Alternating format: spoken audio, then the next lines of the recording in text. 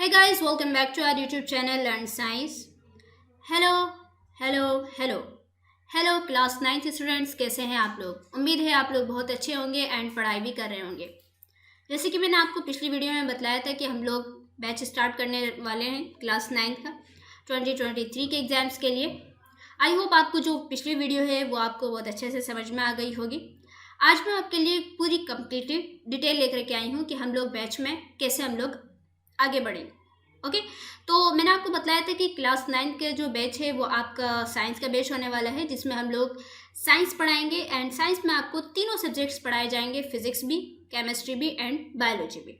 ठीक है, आपकी जो रेफरेंस बुक होगी वो आपकी एनसीईआरटी होगी, क्योंकि एनसीईआरटी जो है वो हर एक एग्ज़ाम का बेस होता है। कुछ स्टेट्स में या कुछ स्कूल्स में जो है आपके एनसीईआरटी के अलावा भी बुक्स इस्तेमाल की जाती हैं, यूज़ की जाती हैं, पढ़ाई जाती हैं, लेकिन जो उनका बेस होता है, ये जो उनके कॉन्सेप्ट्स होते हैं वो एनसीईआरटी ही होते हैं। मतलब एनसीईआरटी और बुक्स जो दूसरी बुक्स होती है, देखिए सिलेबस तो एक ही है, चाहे बुक्स आपके कुछ हो, किसी बुक में आपका कुछ लिखा हुआ, किसी बुक में आपकी डेफिनेशन थोड़ी सी बस अल्फाजों का हेर फेर होता है, वरना सबका मतलब एक ही होता है। इस वजह से जो बच्चे दूसरी बुक्स पढ़ रहे हैं तो उनको परेशान होने की ज़रूरत नहीं है कि मैम ने एनसीईआरटी क्यों शुरू कर दी। पहले तो ma'am science in everyday life पढ़ाती थी, अभी मैम ने ये क्यों पढ़ा दी। तो मैं इस वजह से आपको पढ़ा रही हूँ क्योंकि सारे बच्चों के लिए, मतलब मोस्ट ऑफ दी जो बच्चे हैं इंडिया के, वो इंडिया की क्या बल्कि अब्रॉड के भी, वो एनसीईआरटी को ही फॉलो किया जाता है। बेस जो है वो आपका आगे भी जब आप कंपटीशन किसी कॉम्पिटिटिव एग्जाम में आप अपेयर होंगे तब भी आप देखिए कि आपका जो बेस होगा वो एनसीईआरटी होगा। ठीक है, इसी वजह से मैं चाहती हूँ कि अभी से ही आपको एनसीईआरटी की जो लाइन टू लाइन है वो आपको पढ़नी आ जाए और अच्छे से आप उसको कवर कर सकें। बिकॉज जब हम लोग, आप देखिए, आप जो दूसरी बुक्स में और एनसीईआरटी जब आप पढ़ेंगे ना तो आपको क्लियरली आपको डिफरेंस पता होगा कि एनसीईआरटी की जो बुक होती है वो काफ़ी पतली सी होती है। क्यों पतली सी होती है? क्योंकि जो उसकी लाइन्स होती है ना, वो लाइन्स, एक आप समझ लिए एक लाइन जो है वो आपकी एक पेज के बराबर हो सकती है, कि उसकी जो डिटेल है, उसकी जो एक्सप्लेनेशन है और जो उसके अंदर वर्ड्स लिखे हुए हैं वो जो है बहुत ज़्यादा इंपॉर्टेंट होते हैं। ठीक है, और वही आपकी दूसरी बुक्स में उनको पूरे डिटेल में बता दिया जाता है, तो वो बुक आपको थोड़ी मोटी लगती है और एनसीईआरटी की बुक जो आपको काफ़ी पतली सी लगती है। इसी वजह से मैं चाहती हूँ कि अभी से ही आप जो है एनसीईआरटी को पढ़ना सीखें, उसी को लाइन टू लाइन जब आप किसी बड़े कॉम्पिटिटिव एग्जाम में जब आप बैठेंगे तो आपको ईजी होगा। इसी वजह से मैंने जो है बुक जो है आपकी एनसीईआरटी को ही रखा है। ओके, इतनी बात समझ में आ गई। अब ये बता रही हूँ मैं आपको कि जो बैच है वो आपका 1 अगस्त 2022 से स्टार्ट होने वाला है एंड ये बैच आपका एंड होगा 15 Feb 2023 को। ठीक है, इस ड्यूरेशन में आपको पूरी एनसीईआरटी यानी कि साइंस की एनसीईआरटी और तीनों subject physics, chemistry and biology आपको कंप्लीटली पढ़ा दिए जाएंगे। ओके, चलिए, अब ये तो आपको पता चल गया कि भाई बैच जो है वो आपका स्टार्ट होने वाला है 1 अगस्त 2022 से 15 Feb 2023 तक के। और ये जो बैच के जो लेक्चर्स होंगे वो आपको कहाँ पे अवेलेबल होंगे, तो आपको यूट्यूब पे अवेलेबल होंगे। जैसे कि मैं स्टार्टिंग से ही करती हुई आ रही हूँ, आपको क्लास 7 मैंने यूट्यूब पे पढ़ा है, मैंने आपको क्लास 8 भी यूट्यूब पे पढ़ा है। इवन कि हमारी जो सोशल साइंस की जो क्लासेज हैं ये भी यूट्यूब पे अवेलेबल हैं। हम लोग फ्रीली इसको पढ़ाते रहते हैं, मतलब पढ़ाते हैं, यूट्यूब पे पढ़ाते हैं आपके लर्न साइंस के चैनल पर। अगर आप में से कोई, आपका जो छोटा भाई है, छोटी बहन है, जो पढ़ना चाहते हैं क्लास 7 को, क्लास 8 को, या सोशल साइंस जो पढ़ना चाहते हैं, तो वो लोग यूट्यूब पे हमारे चैनल पे आएँ और आकर के वो पूरा सिलेबस मैंने आपकी एक एक लाइन जो है क्लास 7 की, क्लास 8 की, आपके वो कंप्लीट करा दिए। पूरा सिलेबस कंप्लीट करवाया हुआ है, कहीं पे भी आपको कोई चीज़ स्किप नहीं मिलेगी। ओके, इसी तरीके से आपका क्लास 9 भी आपको कम्प्लीटली यूट्यूब पे पढ़ाया जाएगा, फ्रीली अवेलेबल होगा। हर बच्चा इसको पढ़ सकता है, कोई भी बच्चा हो, अगर वो चाहता है कि वो हमारे साथ पढ़े, एक पर्सनल ट्यूटर की तरह पढ़े, तो मैं आपके लिए हाजिर हूँ। वेलकम है आपका लर्न साइंस पे। ओके, तो इतनी बातें आपको पता चल गई। अब चलिए, अब जो लेक्चर डिलीवरी टाइम होगा वो आपका 4 o'clock से लेकर के 4:30 के बीच में होगा। यानी कि आपका जो लेक्चर डिलीवरी होगी वो आपकी 4 बजे से लेकर के 4:30 के बीच में आपके 4:10 पे भी आ सकता है, 4:20, 4:30, या 4 ही बजे आ गया आपका लेक्चर, ऐसा भी हो सकता है। यानी कि इसके बीच में आपका लेक्चर जो है वो आपके बिल्कुल, अगर कोई टेक्निकली इशू नहीं हुआ या कोई ऐसी कोई बिग प्रॉब्लम नहीं हुई, तो मैं आपसे उम्मीद करती हूँ कि इंशाअल्लाह ताला कि 4 बजे से लेके 4:30 के बीच में आपके लेक्चर डिलीवरी जो है वो आपकी हो जाएगी।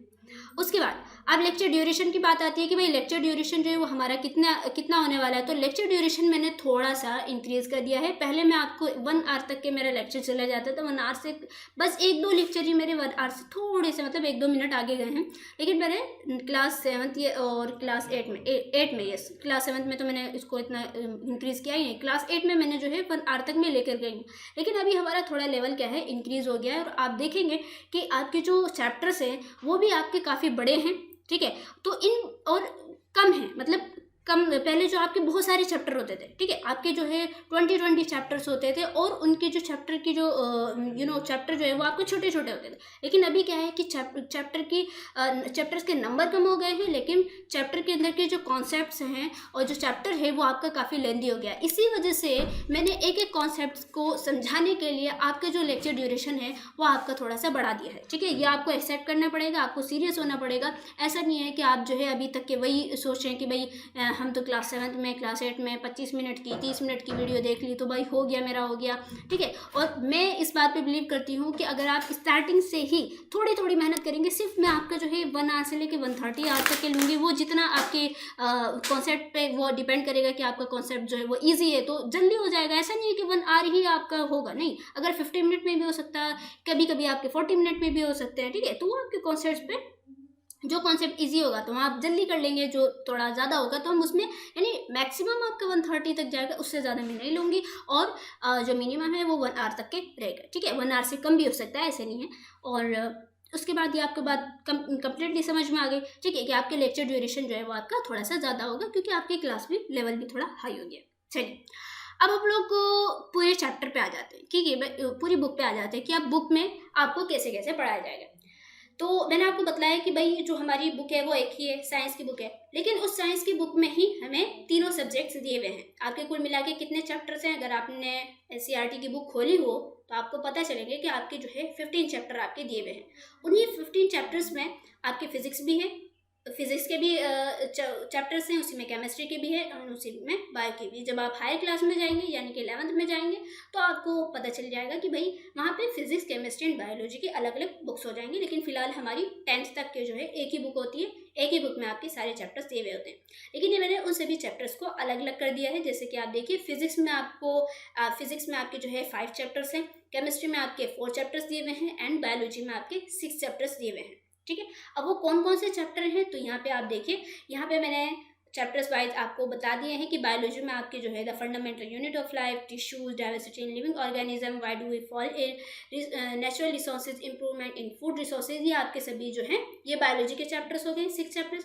केमिस्ट्री के आपके जो है matter in our surroundings, in matter around us, pure atoms and molecules, structure of the atom, ये आपके केमिस्ट्री के चैप्टर्स हो गए 4। एंड फिजिक्स का हो गया आपका motion, forces and laws of motion, gravitation, work and energy and sound, ये आपके हो गए 5 चैप्टर, ठीक है। बेसिकली ये देखिए, ये ऐसा नहीं है कि जैसे मैंने इनको 1 2 3 4 5 मैंने जिस हिसाब से जिस सीरीज से मैंने लगाया तो वैसे ही है, नहीं। आपके जो फंडामेंटल यूनिट ऑफ लाइफ है ये आपका 5th वाला चैप्टर है, लेकिन मैंने इनको डिस्टिंग्विश करने के लिए कि आपको पता तो चले कि बायोलॉजी के कौन से चैप्टर हैं, केमिस्ट्री के कौन से, फिजिक्स के कौन से। बेसिकली बच्चे तो बायोलॉजी के समझ जाते हैं कि अच्छा ये बायोलॉजी के चैप्टर हैं, लेकिन केमिस्ट्री और फिजिक्स में उनको थोड़ा सा उनको कन्फ्यूजन रहती है कि केमिस्ट्री के कौन से चैप्टर्स हैं एंड फिजिक्स के। तो मैंने इनको अलग अलग कर दिया है ताकि आप लोगों को भी पता रहे कि भाई हम ये केमिस्ट्री के चैप्टर्स हैं, ये फिजिक्स हैं। अच्छा, ये वाले जो चैप्टर है ना एटम्स एंड मॉलिक्यूल्स, ये आपको फिजिक्स में भी मिलेगा। बेसिकली ये फिजिक्स का ही चैप्टर है, लेकिन चूंकि केमिस्ट्री में हमें थोड़ा सा इलेक्ट्रॉन के बारे में पढ़ना होता है, हमें मेटल के बारे में कम्प्लीटली पढ़ना होता है, एलिमेंट्स के बारे में पढ़ना होता है, तो हम लोग यहाँ पे केमिस्ट्री के यानी कि फिजिकल केमिस्ट्री में हम लोग इसको इंक्लूड करते हैं, एटम्स एंड मॉलिक्यूल्स के बारे में पढ़ते हैं। तो आप लोग ये मत सोचिएगा कि फिजिक्स में भी हमने एटम्स एंड मॉलिक्यूल्स पढ़ा है फिर केमिस्ट्री में भी कैसे आ गया ये चैप्टर, तो ये गलत हो गया। नो नो, ठीक है, ये हम दोनों में पढ़ेंगे। ओके, तो इतनी बातें समझ में आ गई आपको, ये आप थोड़ा सा ना जहन में रख लीजिएगा। अच्छा, ये वाले बायो के चैप्टर, बायो के तो समझ जाएंगे आप, केमिस्ट्री एंड फिजिक्स में आपको थोड़ा सा याद रखना होगा, मतलब ध्यान रखना होगा कि ताकि आपसे कोई पूछे कि भाई आप मोशन वाला चैप्टर पढ़ रहे हैं तो कौन से ये किस में आता है, कौन से सब्जेक्ट में आता है, फिजिक्स में आता है कि केमिस्ट्री में, तो आप भी बताएं कि भाई हम अभी फिजिक्स पढ़ रहे हैं। ओके, चलिए, ये तो हो गई आपके चैप्टर के बारे में। अब मैं आपके लिए लेकर के आई हूँ यहाँ पे पूरा क्लास 9 का साइंस एनसीईआरटी का पूरा लेसन प्लान कि हम लोग कैसे आगे प्रोसीड करने वाले हैं, ठीक है। हम लोग जो हमारा जो बैच 1 अगस्त से स्टार्ट होगा एंड 15 फेब तक जाएगा। ये जो बैच है ये, इसमें हम लोगों के जो पूरे लेसन प्लान है कि हम एक चैप्टर में कितना टाइम देने वाले हैं, कितने लेक्चर्स हमारे होने वाले हैं, first topic, second topic, third topic हमारा कौन कौन सा होने वाला है, एंड हमारे क्वेश्चन आंसर्स एंड एक्सरसाइजेस कैसे होने वाली है। तो इसके लिए मैंने पूरा एक लेसन प्लान बनाया हुआ है आपके लिए। देखिए ज़्यादातर तो बच्चों को ध्यान ही नहीं रहता कि भाई कैसे कैसे आगे हम लोग बढ़ेंगे, बट कुछ बच्चों को फिर भी ये रहती है कि मैम हम उनको ये रहता है कि मैम इस चैप्टर में हमें कितना टाइम लगेगा, मतलब ये कि हम इसमें कितना लेक्चर्स लेने वाली हैं मैम को। तो उनको पहले से अंदाज़ा, तो उस हिसाब से अपना जो है माइंड सेट कर लेते हैं कि अच्छा ये चैप्टर थोड़ा बड़ा है तो इसमें हमें जो है ज़्यादा टाइम देना है, इसमें थोड़ा कम टाइम देना है, या इस चैप्टर ईजी है तो ये हमारा चैप्टर जल्दी हो जाएगा, इसमें इतने ही लेक्चर्स लगेंगे। तो इस हिसाब से अपना जो है वो पूरा अपना माइंड सेट कर लेते हैं, अपना पूरी मैपिंग कर लेते हैं। ठीक है। तो इसी वजह से मैं आपके लिए पूरी कंप्लीटली यहाँ पे डिटेल लेकर के आई हूँ कि भाई हमारे जो फर्स्ट चैप्टर है मैटर इन अवर सराउंडिंग, जो कि केमिस्ट्री का चैप्टर है। ठीक है। तो इसमें जो है आपके 4 टॉपिक्स होने वाले हैं, यानी कि 3 टॉपिक्स होंगे, और बेसिकली जो 4th वाला होगा ये एक्सरसाइज के लिए रखा है, क्योंकि मैं आपको बताया है कि मैं आपके एक्सरसाइजेज एंड क्वेश्चन आंसर्स भी कवर कराऊंगी, है ना, जैसे मैं स्टार्टिंग से करती भी आ रही हूँ। तो इसमें हमारे 4 लेक्चर लगेंगे। इसी तरीके से जो सेकंड चैप्टर है इस मैटर अराउंड अस प्योर, इसमें आपके 6 लेक्चर्स लगेंगे। बेसिकली यहाँ पे मैंने 5 लेक्चर्स रखे हुए हैं। देखिए आप यहाँ पे 5 पॉइंट्स हैं, 6 तो आपके, ये 4 तो आपके पूरे लेक्चर्स होंगे, और एक एक्सरसाइजेज एंड क्वेश्चन आंसर्स के लिए, एक नहीं बल्कि मैंने 2 रखे हैं, क्योंकि आप देखिए कि यहाँ पे जो एक्सरसाइजेज हैं और क्वेश्चन आंसर्स हैं, ठीक है, यानी 1 वर्ड, सेकंड 2 वर्ड के लिए मैच द कॉलम, ये सब जितनी मैच द कॉलम तो है नहीं बेसिकली, तो वैसे मैं करवाऊंगी बीच बीच में। ठीक है। वो मेरे ऊपर छोड़ दीजिए आप। ठीक है। वो मैं आपकी प्रैक्टिस के लिए करवाती रहूँगी। तो मैंने यहाँ पे 2 लेक्चर, यानी एक लेक्चर जो है वो मैंने एक्स्ट्रा रखा हुआ है। क्यों? क्योंकि कभी कभी ऐसा होता है कि भाई किसी चैप्टर में ज़्यादा टाइम लग जाता है, तो मैं चाहती हूँ कि एक हमारे पास एक्स्ट्रा बोनस रहे, ताकि हम उसका इस्तेमाल कर सकें, है ना। ऐसा नहीं है कि बिल्कुल ही मैं 5 लेक्चर है तो 5 ही लेक्चर में मेरे को कंप्लीट करवाना है। कभी कभी ऐसा होता है कि आपके कुछ डाउट्स हो गए या किसी एग्जाम्पल में ज़्यादा टाइम लग गया, तो इस वजह से मैंने एक्स्ट्रा बोनस के तौर पर एक एक्स्ट्रा लेक्चर रखा हुआ है। ठीक है। तो आप लोगों को परेशान होने की ज़रूरत नहीं है कि ये मैंने एक एक्स्ट्रा क्यों रखा हो, तो वो मैंने आपकी भलाई के लिए रखा हुआ है। ओके। अगर हमारा 5 में हो जाता है तो ये तो इससे अच्छी बात ही नहीं हो सकती। ओके। उसके बाद 3rd वाला जो चैप्टर हो गया उसमें 6 लेक्चर इसी तरीके से हो गए। उसके बाद हमारा 4th वाले में स्ट्रक्चर ऑफ द एटम, इसमें भी आपके 4 लेक्चर होंगे। The fundamental unit of life में आपके 5 लेक्चर्स होने वाले हैं। ठीक है। उसके बाद टिश्यूज़, ये आपका यहाँ से the fundamental unit of life, यहाँ से बायोलॉजी स्टार्ट हो जाता है। इसमें जो है टिश्यूज़, ये आपका छोटा सा चैप्टर है। बेसिकली छोटा चैप्टर नहीं है, लेकिन बहुत ही ज़्यादा इंपॉर्टेंट चैप्टर है ये टिश्यूज़ वाला चैप्टर। ये इसमें आपके 3 to 4 लेक्चर लग सकते हैं। ठीक है।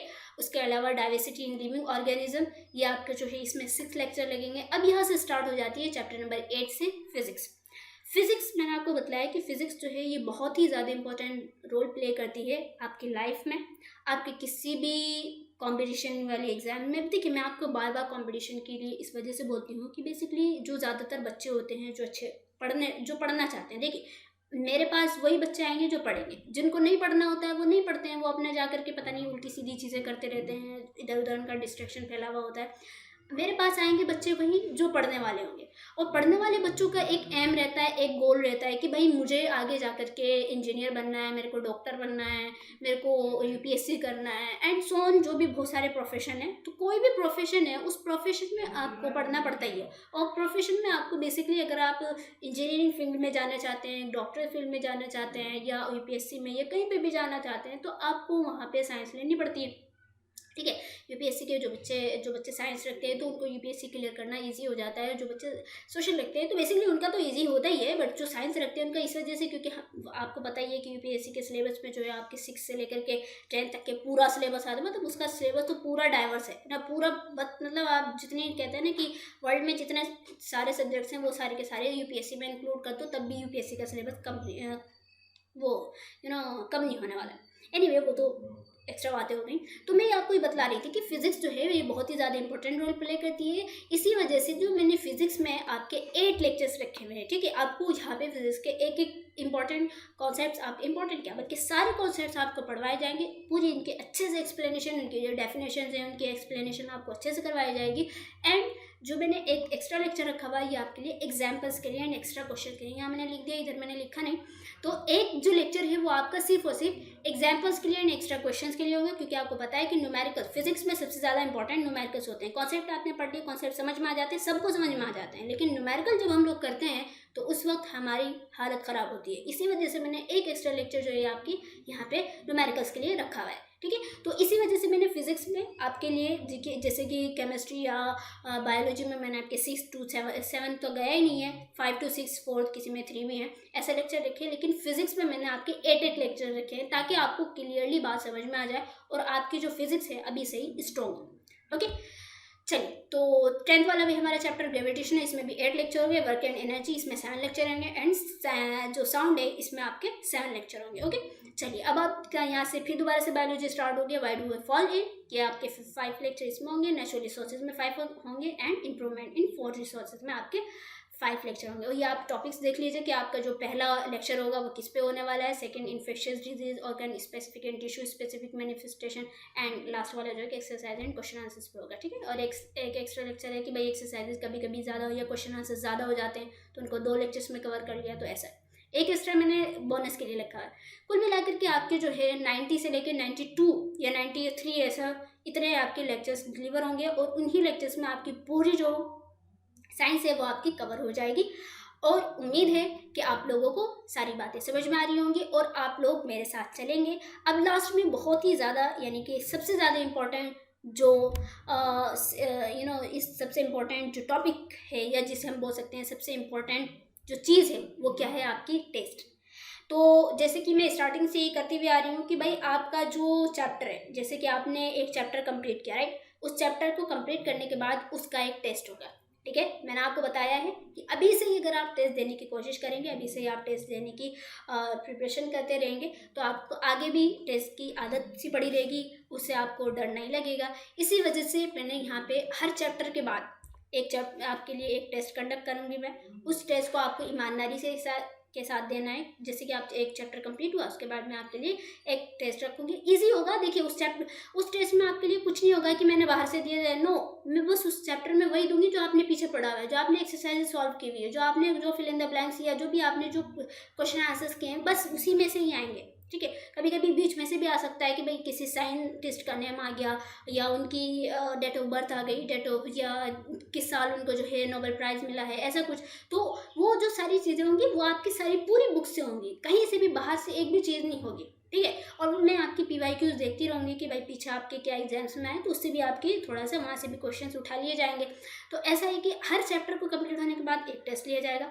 3 जो टेस्ट होंगे वो आपके फुल सिलेबस होंगे ईच सब्जेक्ट के, यानी कि फिजिक्स के, जैसे मैंने बताया फिजिक्स में आपके 5 चैप्टर हैं, तो फिजिक्स के 5 चैप्टर बेसिकली ये जो 3 टेस्ट है ये आपकी आफ्टर कंप्लीटिंग पूरा सिलेबस, यानी पूरा जब सिलेबस कंप्लीट हो जाएगा होल सिलेबस, उसके बाद ये वाला आपका जो टेस्ट होंगे, ये 3 टेस्ट फुल सिलेबस के हर सब्जेक्ट के उस वक्त लिए जाएंगे, ठीक है।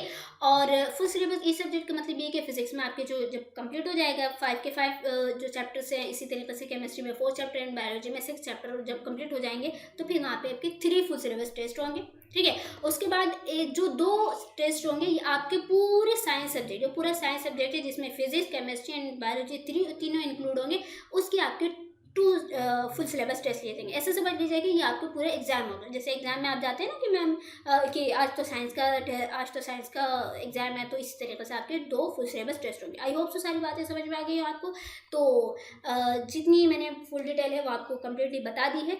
एंड अब अगली जो वीडियो होगी वो आपकी, बस मैं एक छोटा सा टाइम टेबल बतलाऊंगी, जनरल टाइम टेबल होगा आपके लिए, ठीक है। वो बहुत इजी होगा क्योंकि बेसिकली मुझे पता है कि बच्चों आप लोगों का ऑफलाइन भी चल रहे हैं, आपको स्कूलिंग भी करनी होती है, फिर आपको बहुत सारे ट्यूशन्स भी करने होते हैं, तो आपको साइंस एंड सोशल साइंस कैसे पढ़ना है, किस वक्त पढ़ना है, तो इसके लिए मैं आपके लिए बस एक छोटा सा टाइम टेबल लेकर के आएंगे, जनरल टाइम टेबल जो कि हर बच्चा फॉलो कर सकता है, ठीक है। और अगली वीडियो जो होगी वो आपको हाउ टू स्टडी होगी कि भाई आपको पढ़ना कैसा है, उससे अगली वीडियो के बारे में बोल रही हूँ ना, ठीक है। तो आई होप सो आपकी सारी बातें आज की समझ में आ गई होंगी। तो आप जो बच्चे हैं, आपको मैं उम्मीद करती हूँ कि आप इस वीडियो को ज़्यादा से ज़्यादा शेयर करें, अपने जो रिलेटिव्स हैं, अपने जो फ्रेंड्स हैं उनके साथ शेयर करें और उनको बताएं कि मैम ने हमें कैसे पढ़ाया है क्लास 7 में, क्लास 8 में, एंड आगे हम लोग कैसे प्रोसीड करने वाले हैं। और इस बार जो है हम लोग पहले से ज़्यादा अच्छे से जो हम लोग प्रॉपर वे में हम लोग इस बैच को कंप्लीट करेंगे इंशाल्लाह, और मुझे उम्मीद है कि आपको सारी चीज़ें समझ में आ जाएंगी। तो मिलते हैं जल्दी अगली वीडियो में एक नई वीडियो के साथ। तब तक के लिए अपना ख्याल रखिए, अपने पेरेंट्स का ख्याल रखिए एंड पढ़ाई करते रहिए। All the very best. Thank you very much.